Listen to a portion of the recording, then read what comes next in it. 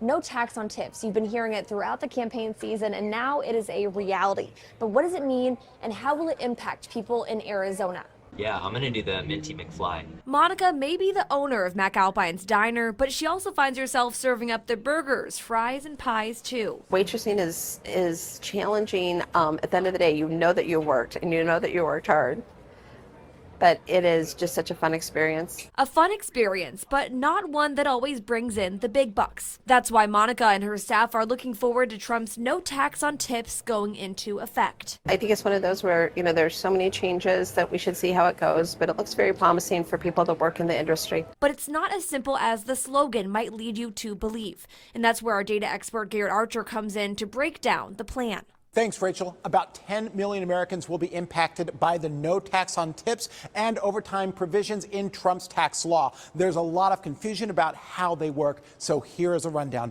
To deduct tips, you must work in a service industry job where tips are voluntary. Investment bankers need not apply. The tips must be in cash, so no gift cards. Tip incomes must be separated out from regular incomes, and you need a Social Security number. Overtime is very similar. To qualify, you must be an hourly worker whose job requires you to work overtime that is paid out at or above 1.5 times your hourly rate. Overtime must be separated out from regular pay, and you need a Social Security number. So here's how they work. Steve is a single Phoenix firefighter making $170,000 a year, half of it in overtime. Without the overtime deduction, he pays about $30,000 in federal taxes. With the overtime deduction, he pays $27,400, a savings of about $2,600. Jorge is a server at a chain restaurant in Phoenix. He makes $36,000 annually, $16,000 of which is tipped income. His tax load is normally $2,300 annually,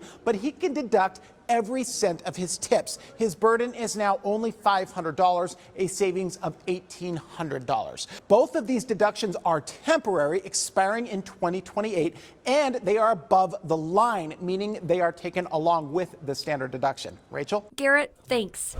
Through the years of tax ups and downs, McAlpine's plans to stay open, serving sodas with a smile. We have seen incredible changes, usually for the positive, but we're excited about what the future will hold. You can find details on the big beautiful bill on our website, abc15.com.